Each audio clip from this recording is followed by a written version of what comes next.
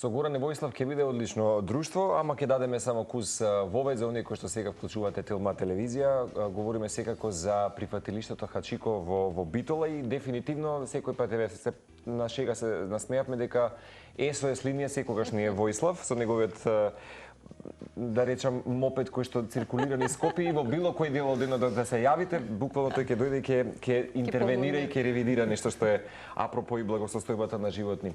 Имено Законот за заштита и благосостојба на животни е донесен, потсетувам, за прв пат во 2007 во Македонија, но се уште ќе каже и тој, можеби и Горан, дека не е влезен на широка врата. Бездомните животни и понатаму изложени на жет, глад, повреди, болест, страф и вознемирување. Повеќето општини не исполнуваат обврската кон нив, а полицијата вообичаено некој пат ќе кажеме дури и се смее на самите пријави кои што доаѓаат од нас како граѓани за повредување и труење можеби на животни. Дел од граѓаните секојдневно го зголемуваат бројот, оставајќи ги на улица, некои се однесуваат нехумано, додека други вложуваат големи напори за да го намалат и нивното страдање. Мониторинг постојано се прави во голем дел од општините, колку се прецизни и точни ќе ни кажат и самите соговорници, меѓутоа денеска, како што кажавме, ќе дадеме аплауз секако за прифатилиштето Битола, кое што официјално од октомври започна со своја работна обврска, се екипираше можеби тимот и веќе во моментот можеме да кажеме и да дадеме аплауз за успешно раководење и работење.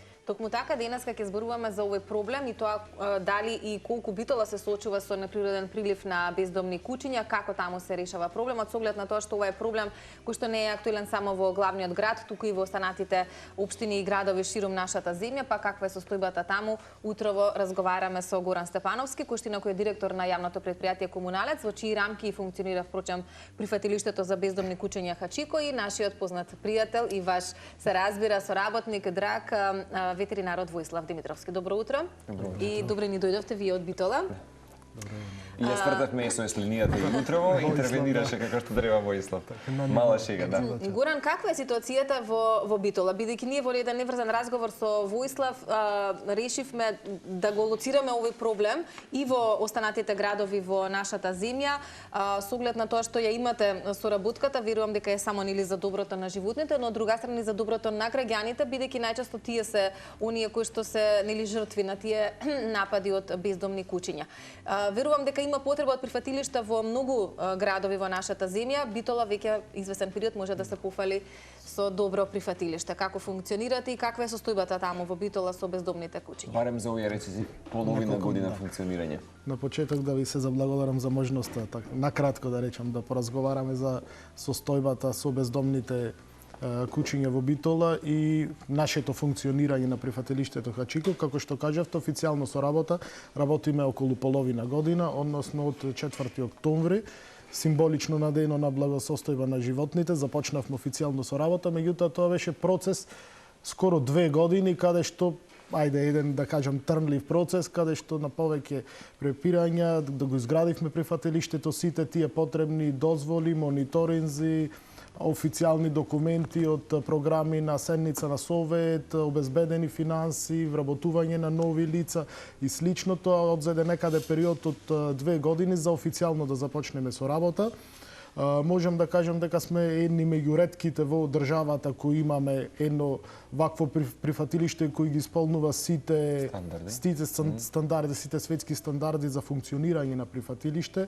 Како што кажавте, Војче СОС линијата на голема помош ни беше веќе во започнувањето на целосната документација и начинот на работа, обука на вработените и слично. Можам да кажам дека во овој период од 6 месеци работиме многу добро. Имаме организирано и повеќе јавни настани и обуки во училишта со, да речем, најмладите кои треба во иднина да ја превземат оваа работа, и со средното земјоделско училиште каде што е смер ветерина, кои во иднина треба да произлезат ветеринари кои треба баш да работат тука на оваа проблематика. Меѓутоа, проблемот со куќињата, како што очекуваат луѓето, не може да се реши наеднаш, тоа е преку ног, да, постоен процес, но можам да кажам, мислам дека е голем проблем оваа ситуација во Битола со бездомните куќиња? Колку ги има, колку се соочувате со популација, ако не се лажам, дека со Војслав ќе потврди околу 1000 дека беа во градот и околината на градот заедно куќиња. Според наша евиденција од нашето започнување ние околу над 20% веќе имаме третирано, меѓутоа имаше и пред тоа околу 25% третирани кучиња, односно кои поминале низ процесот на стерилизација, кастрација и враќање на повторна локација, па така да во оваа фаза некаде со овој пролетен мониторинг кој се планира да се направи, некаде околу 50% мислам на кучиња кои веќе се официјално евидентирани, да кажем, во системо, стерилизирани, кастрирани, односно на еден начин да речем безбедни кучиња, меѓутоа пак останува уште една половина, така да проблемот се уште го имаме. Горан, колкав е капацитетот во моментот во прифатилиштето?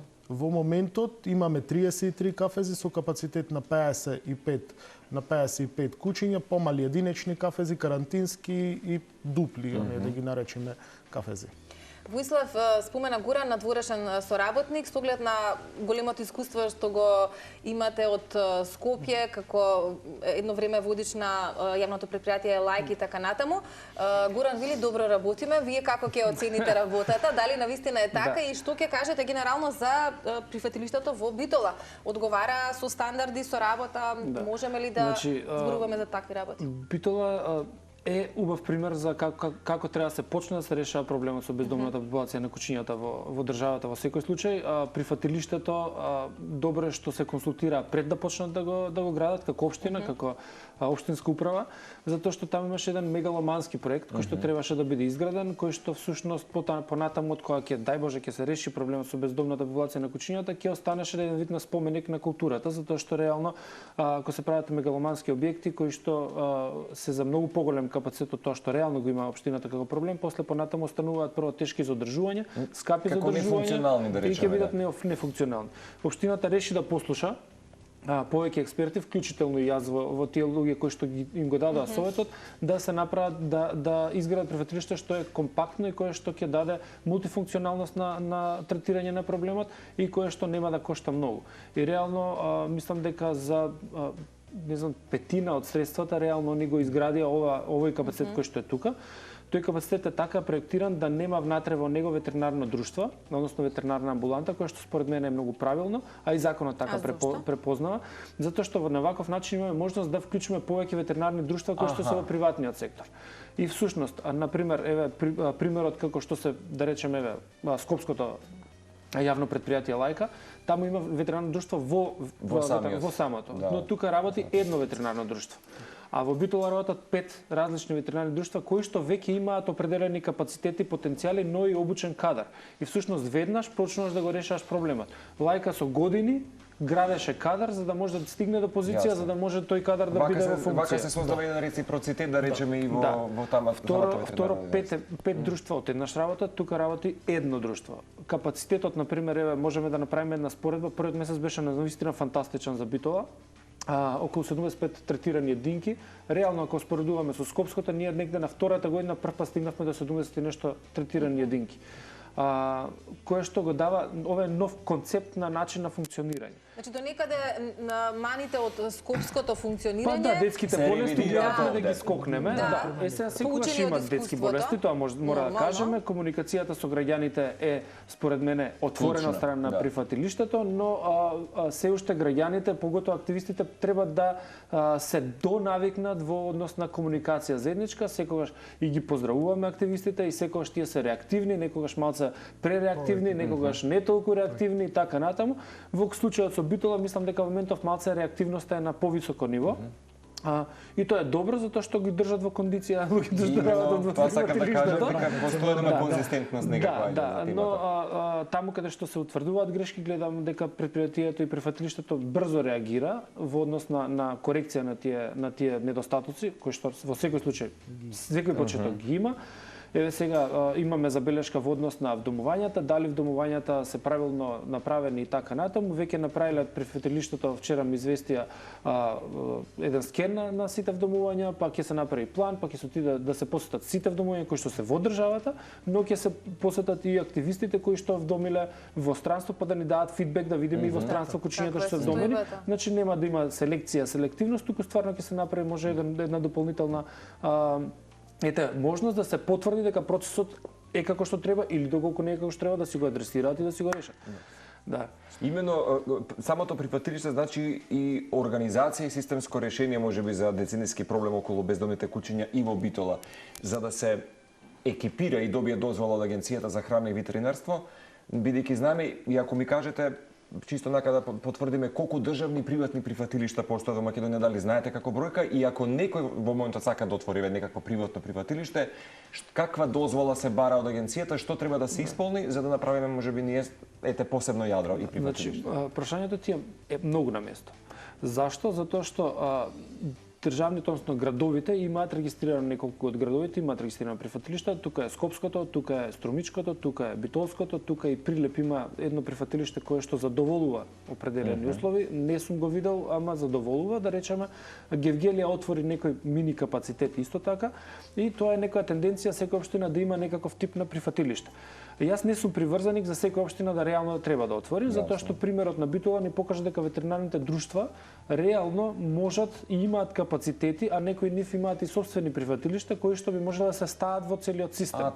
На таков начин и ќе се поедностави процесот и ќе има многу поголема одговорност на приватните субјекти, затоа што во ваков случај многу е голема одговорноста на самите општини. И во управувањето и менеџирањето на процесот. Вака теретот ќе се распредели, да речеме. Но да, реално ќе се распредели и ќе се распредели на ветеринарните друштва и по закон треба да е така. И по закон треба да е така, со тоа што општините сакаат да преземат еден чекор плюс, затоа што реално проблемот не е адресиран во минатото и да покажат дека имаат дејство во таа насока. Што е и за поздравување.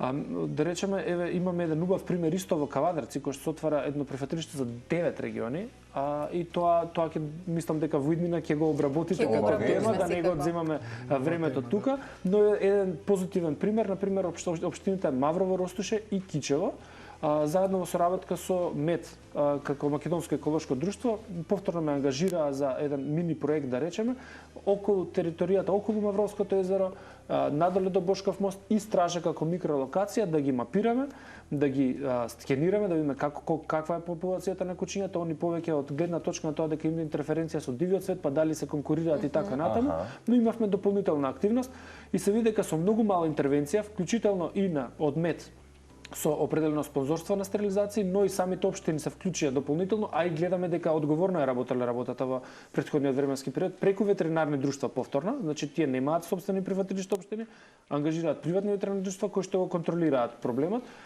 Тука е колегата од Демирхисер и колегата од Кичево, мислам дека е за другата општина, за едната и за другата. Во моментов Стража е 100% стерилизирана. Браво, што беше голем деценijски проблем. Да, реално. И во моментов повремено одат за ако има ново оставено куќе да го третираат. Маврово, да речем, околу Мавровско езеро, заедно со целиот потек и селата околу патот до Бошков мост, да речеме, таму сме негде над 60%, што е сериозен резултат, со многу мала интервенција е ваков, да речеме, од приватен субјект донација. Со тоа што со нив имаме договорено 4 пати во годината да го мониторираме процесот, да видиме како се движи мониторингот, и многу интересно, на пример, со нив имаме една програма каде што ставаме GPS уреди на кучињата и ги следиме во рок од еден месец каде се движат и дали се поклопува нивната трага на движење со трагата на движење на рисовите. И што е резултатот? Па за сега кучињата што ние ги имаме селектирано си се седат многу удобно на местата кај што имаат храна. Битомост има. Да, најверојатно треба да селектираме кучиња кои што се подиви. Да. Го споменавме мониторингот и пролетниот мониторинг кој што наскоро се очекува, што тоа ќе значи за Хачико прифатилиштето, и може Горан да ни споделите колку има интерес од битолчани и околните граѓани или сите оние луѓе кои што функционираат во Битола или во близината на тој регион во поглед на вдомувањето бездомно куќе. Околу мониторингот очекуваме некаде крај на месец април, почеток на мај да започнеме еден нов мониторинг со тоа што ќе видиме што сме сработиле досега и како да движиме натаму, меѓутоа горе-долу движиме по некој план кој ни беше од претходно предвидено, очекувањата беа тие. Месеците јануари и февруари беа малце поладни, и работата нормално спрема месеците беше намалена заради тие минусни температури, благосостојбата на животните, бидејќи тоа на отворено се чуваат, и сакавме малце да намалиме работата свесно, меѓутоа веќе се времето е добро и сега повторно се враќаме во нормалниот капацитет, како што кажа и Воислав, како во првиот месец околу 60-70 куќиња, некој ни е план месечно да влезат низ процесот на прифатилиштето. Околу вдомувањето заклучно со 31.12, односно оној дел како што поднесувам извештај до на општина Битола и Советот, имавме околу 30 вдомени куќиња, што некаде околу 25% од тие стерилизирани, кастрирани до Нова година што ни беа, некаде околу 25% на четвртина се вдомени, што мислам дека за почеток како ново прифатилиште е добра бројка. Добар старт. Да, и исто така сакам да нагласам околу ветеринарните услуги, како што кажа и Воислав. Ние сме пионери во државата, односно први кои направивме со една отворена јавна набавка со повеќе ветеринарни друштва. Односно во моментот сите кои имаја интерес да се пријават, сите и кои исполнуваа услови, се пријавија. Во моментот имаме склучено договор со 5 ветеринарни амбуланти или ветеринарни клиники, сите се од Битола и околината, тука Битола и Новачка општина, и можам да кажам дека скоро со сите имаме добра соработка и како што кажа и Воислав веќе, мислам дека многу полесно и побрзо можеме да действуваме, бидејќи ние имаме една екипа за ловување и тие 5 веќе идат 6 екипи за ловување. И тие имаат полни раце работа со оглед на тоа што немаше слободен ветеринар од Битола утрево да ни дојде, па го донесовме Воислав како надворешен соработник. Воислав, може ли да појасниме на гледачите што значи процесот на стерилизација на некое бездомно куќе, колку време е потребно за сето тоа да се направи, да се земе, лоцира, да се стерилизира и да се врати. И за оние кои што сакаат да вдомат бездомно куќе, бидејќи има луѓе кои што се малку скептични, се плашат нели како понатака тоа ќе се однесува и така натаму. Кои што ги доживеало, малку да ги советуваме гледачите во поглед на тоа што може да очекуваат понатака откако ќе вдомат бездомно куќе. Вака, мислам дека затоа што Костинот нели директорот на јавното претпријатие Комуналец, а и таму и Хачико, и ќе го одиме процесот како што се движи кај нив по принцип, затоа што е малце поспецифичен, односно е адаптиран за стандардите и за потребите на општината Битола и на тој систем на функционирање. Значи прво куќето кога се во тоа прифатилиште има многу добри процедури, протоколи, но и евиденции за третманот на секое куќе. Односно, секое куќе е сликано на местото каде што е заловено со GPS координати. Тие GPS координати се влегуваат во еден центарен систем на анализа. Потоа животното кога ќе дојде веќе во прифатилиштето се подготвува еден евидентен лист на кој што се запишани сите податоци за куќето. Име, возраст, каде е заловено, во какви услови, дали некој сака да си го вдоми, ако некој присуствувал и така натаму, ако е по пријава, ако е по каснување, ако некој само сакал да си го донесе, кој го донел, од каде го заловил, значи тие податоци ги има. Од тука натаму, кога ќе се преземе од страна на ветеринарното друштво, преглед се прави на животното, со тоа што тоа повторно се забележува во една табела и си има системски се прегледува секој животно. Од дишење, од срце, од општ преглед буквално, и тоа е запишан, евидентиран на протокол. Потоа, куќето кога е стерилизирано, си пополнува протокол за анестезија и се прават слики од куќето за време на операција. На таков начин да имаат доказ самото прифатилиште дека некој ако рече куќето мое не сте го стерилизирали и така натаму, они си имаат слика од време на оперативно да. Потоа куќето се враќа повторно во прифатилиштето, одстојува определени кај нив по правило околу 10 дена, за да му се даде можност да се вдоми.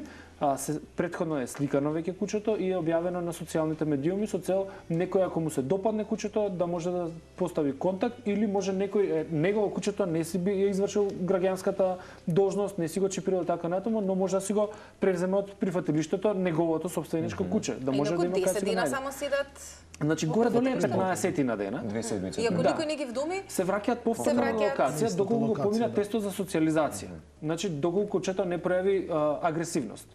Има еден специфичен тест, едуцирани се сите ветеринарни друштва, имаат специфични сертификати, влегуваат во еден систем на Агенција за храна и ветеринарство каде што имаат таков тип на лиценца за да може да го прават конкретниот тест. Не дај Боже ако се случи да покаже некакви симптоми, тогаш одиме според законот. Законот укажува на тоа дека тоа куќе мора минимум 30 дена да се чува во прифатилиште, му се даде можност за вдомување, 20 дена минимум треба да биде објавено за вдомување и после не дај Боже ако нема никаква реактивност се оди во лошиот правец. Но и А за тие прифатилиштата 30 дена може агресијата да му се намали, може да Не, туку може некој да си го вдоми кучето и од тука натаму тој е свесен дека тоа куче предизвикало немилнастанна локација. Меѓутоа со помош, подршка, љубов, може би? Да, можам да кажам дека лично сме вдомиле десетки такви кучиња, ниту едно куче да чукнам до дрво до сега не пројавило никаков тип на агресија откако е вдомено. Значи претходно имало Да. ситуација со напади, Да. откако е вдомено Да. се Поради своји трауми кои што го доживеала и слично. Тригери, трауми, така натаму. Ти во твојот домашен дом, кога ќе донесеш семејството кучето, тоа куче веќе добива љубов,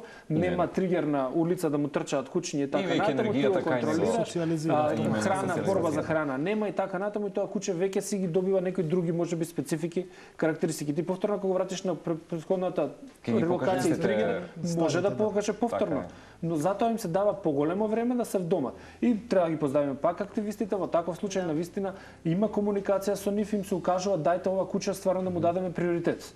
Нели за вдомување и така натаму, за да успее да се вдоми. Откога се завршува тој процес, ако се вдоми супер, се прави договор за вдомување со животното, со собственикот и животното и прифатилиштето задржува определени права врз животното ако тоа е несоодветно одгледувано и така натаму, право на посета и така Значи така тоа се натаму. запазува затоа што Да. не е само да го И вдоми. сето ова што го да. збориме, целата оваа документација, единствено прифатилиште, јас колку што знам во нашата држава, може и пошироко, е кај што сето е документирано во фајлови. Односно, секој куче си има своја електронска папка. Комплетно Да, досие. од На еден слика начин, за да. ловување, враќање, И третман. така треба да функционира сите, така? Па Цела така треба да, папирологија. да. Најлесен начин за во иднина некој ако имаме прашање, Си имате често од алиби. активистите Така е. имаме прашања дали ова куче од каде е земено, дали е вратен на истата локација, дали е поминато низ процесот, многу поедноставно Јасно. е после Да, за да, да, објаснување. Еве, комплетна евидентен лист слика од заловување, од процесот, повторно од враќање на локација или ако е вдомено каде е вдомено, кој го вдомил, ги исполнува основните услови за вдомување или не ги исполнува.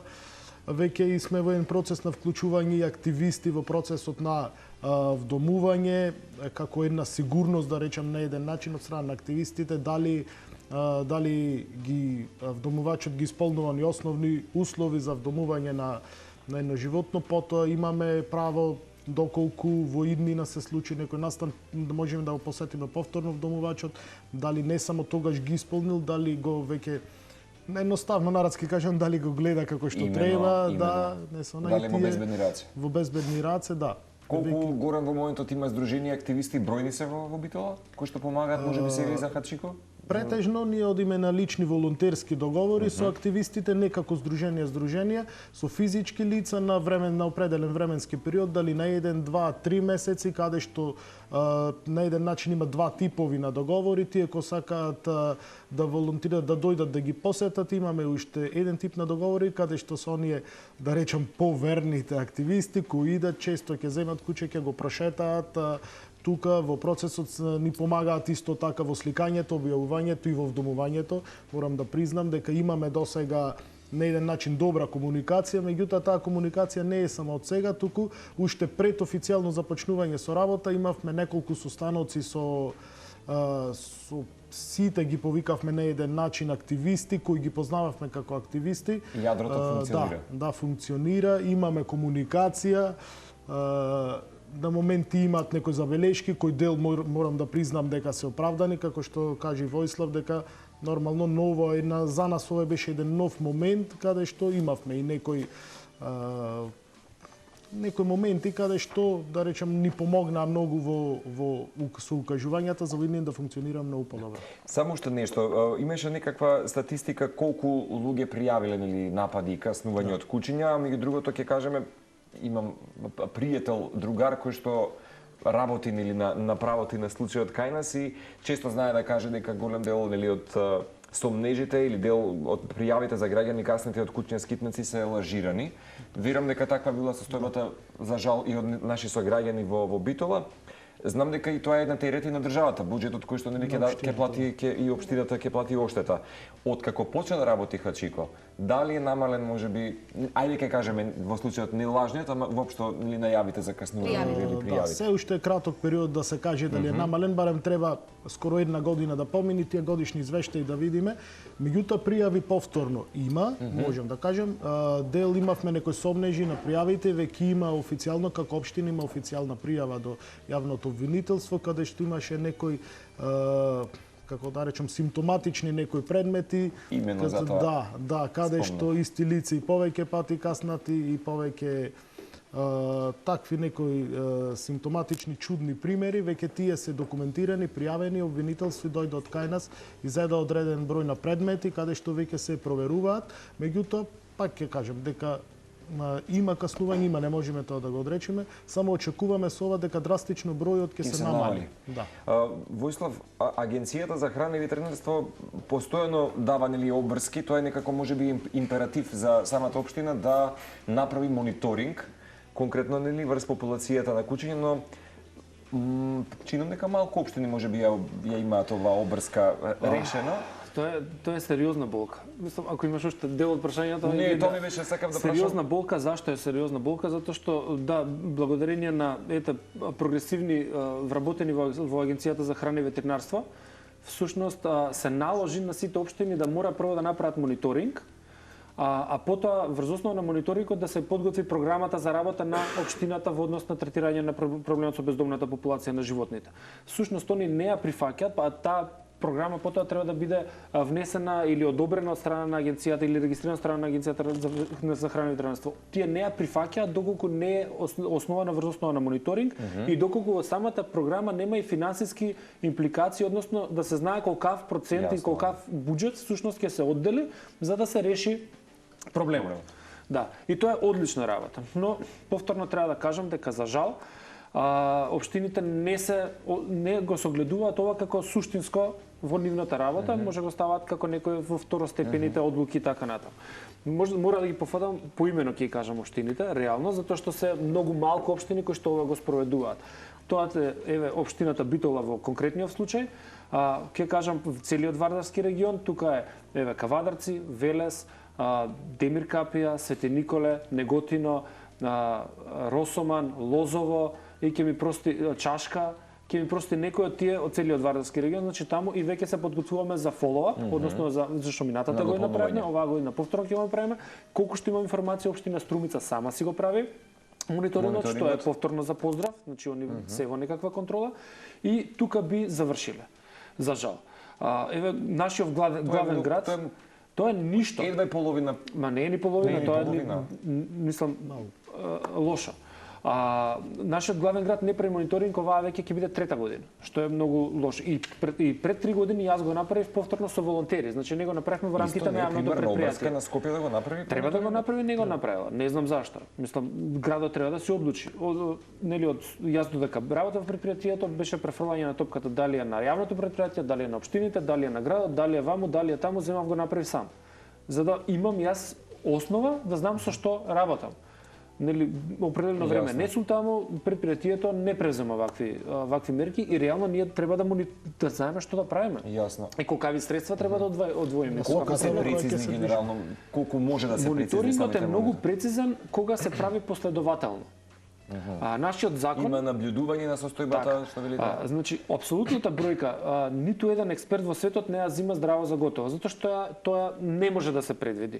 Имаше една општина, сега не можам да ја кажам со пример која беше, мислам дека беше Демирхистар, ама не фаќате за збор, предно 5-6 години физички ги преброја сите кучиња. Ама тоа може да стане збор за општини кои што се многу мали.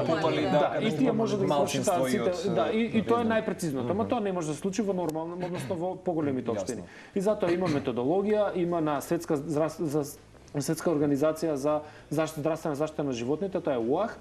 таа има протоколи, процедури и апликации кои што ние сме обучени да ги користиме, кои што има креирање на мапи, многу е сложен системот.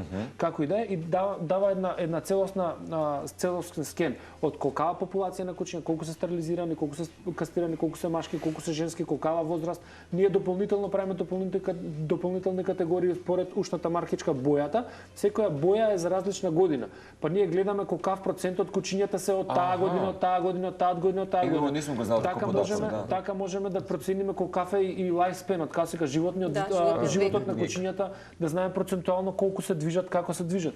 Ние правам слика на секој едно куче што го стрекјам за време на мониторингот. Значи имаме веќе и фотодокументација со сите кучиња, па гледаме следната година дали ќе ни се поклопат, дали нема се поклопат. Тоа е еден многу посериозен, многу поинтересен процес на мониторинг. Да, минатата година кога правев во Ростуша направив и лайв, и оваа година ќе направам лайв сигурно за кој сака и лайв да гледа како го правиме тоа. Да речеме. Сега многу се малку општините кои што тоа го прават, а мораме да го направиме, затоа што ние мораме да се базираме врз основа на бројката на кучињата, процентот е 75% кој што треба да ги третираме. Општина Битола е супер во таа насока и треба да продолжат во таа насока. Правилно е 4 пати во годината, односно тоа е идеално, не правилно, идеално. Квартално да се поделат. Да, и тогаш веќе ги гледаш како се движи бројката на кучињата. Апсолутна бројка не ја гледаме, туку гледаме ако ние сме изброиле 100 кучиња, дали за 6 месеци, 4 месеци сме изброиле пак 100 или сме изброиле 80, сме изброиле и колку процент од нив биле третирани или не третирани, затоа што се повторува истата мапа. Значи истата локација се оди повторно и така веќе имаме споредливост на резултатите. Значи апсолутната бројка не ни е толку важна, важна ни е споредливоста на резултатите. Колку почесто го правиме, толку попрецизни сме и гледаме каков не е резултатот. 2 пати годишно е стварно убаво, ама општините имаат обврска еднаш годишно и еве еднаш годишно го правиме. Со тоа што Маврово, Ростуше и Стража 4 пати во оваа година ќе го направиме и тоа е многу и помали општини многу полесно, меѓутоа многу значајно. Тоа е спонзорирано од Македонското еколошко друштво, мора да ги пофариме. Имаме јас накратко уште еден проблем, ние сега го правиме, меѓутоа имаме реален проблем со ново дојдените, да ги кажам, кучиња, дали се од други помали или поголеми општини. Ние сега скоро имавме таков еден пример кај што затекнавме на една локација 3-4 кучиња со ушни маркици од друга општина. Алармиравме до Агенцијата за храна и ветерина, известивме исто така општината кој исто така има прифатилиште и од Агенцијата храна и ветерина веќе дојде, утврди, исто така дојде и од другиот град, си ги зема кучињата и веќе. А што е причината што дошла дури до таму? Што ги Тоа не можевме, не се утврди тогаш. Како што тие сакаат веројатно своја на ниво на шпекулација, меѓутоа најверојатно е од надворешен, да речам, фактор веќе се преместен, не е само тоа, имаме и од помалите општини често каде што се забележуваат возила каде што остават кучиња, тоа го алармираме и до Министерството за внатрешни работи, односно до полицијата, речем до СВР Битола, исто до АХВ, меѓутоа тоа е еден процес кој не знам колку можеме ние да го запримен како јавно предпријатие, односно како прифатилиште, но наше да алармираме, свесни се случува и тоа на еден начин не вади, да речеме, од еден нормален колосек и веќе во тие бројки кога правиме мониторинг, за тоа ни излегуваат нови бездомни кучиња. Можам да ги пофалам во оваа насока, еве и Хачико и Лајка, дека јас барем додека сум во контакт со тие прифатилишта, не дислоцираат кучиња надвор од нивниот периметар. Така. Значи тоа е добар пример, затоа што многу е лесно, натовари ги и дај му го на другиот проблем. Така е. Одговорно тврдам дека Битола и Скопје како општини не носат кучиња на други општини кои што се надвор од нивниот параметар на делување. И така треба да биде за секоја општина. Па заради тоа беше и кај нас фотодокументацијата со GPS координати дека од каде што ги заловуваме во истиот тој реон и се враќаат доколку не се вдомат кучињата и на еден начин и да стекнеме дополнителна доверба кон активистите дека да, ние вистински сме за благосостојба на животните. Би сакал само некаде кон крај. Колкава е отчетноста кога веќе речиси 6 месеци, половина година во Битола функционира прифатилиштето Хачико, бидејќи ви како Воислав и вие Горан кажавте дека веќе имате креативи, се создаваат, да речеме, фотографии, полека некако се прави таа, да речем, конекција со граѓаните. Има отчетност, да речеме, за граѓаните веќе да се вдомуваат, имате некаква направена еволуација, колку до сега граѓани претпоставам дека имате меѓутоа. Не, веќе ние константно тоа ние најголемиот да речам влог што го поднесуваме, дека на нашата Facebook страна се трудиме секое едно куќе кое влезено во процесот да биде документирано, односно објавено.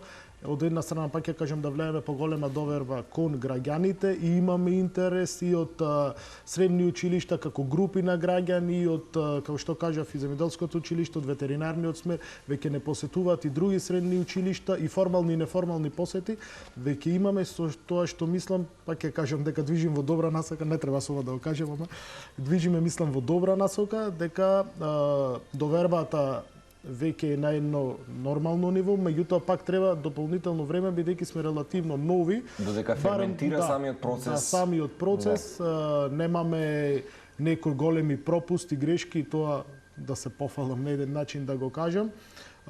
Се трудиме максимално колку што можеме да бидеме поотворени за сите, нормално до онаа нормална граница докаде што може да учествуваат во процесот, да имаат комплетна документација, дали на Facebook, дали во тие, како што кажа, правилници, табели, комплетно имаме секаква и фото евиденција од сите процеси, со тоа што за секое едно животно, за секое едно бездомно куќе, знаеме од каде сме го зеле, што сме направиле, каде сме го вратили, на тоа ни олеснува и контрола врз ветеринарите за извршените процеси. Така, одлично. Да, супер си ја работите работата, продолжете и понатаму така, со овие мониторинзи кои што се најавени, кои што нели се случуваат, ќе се даде нели отчетот за вашата работа и благодарност еве од целата наша јавност што правите нешто добро за бездомните куќиња и што работите на решавањето на овој голем проблем не само во Битола, туку на секаде. Мислам дека примерот со Хачико, со Лајка што велите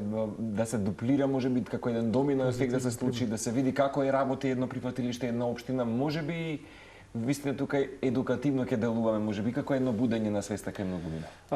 Мора општините прво да си ја фатат работата под свој. Тука започнува. И потоа тука натаму наистина цела помош, се што треба. Тука сме, има добар пример и не е само тој, и другите има и други добри примери, стварно нека земат општините еден добар пример, нека го следат.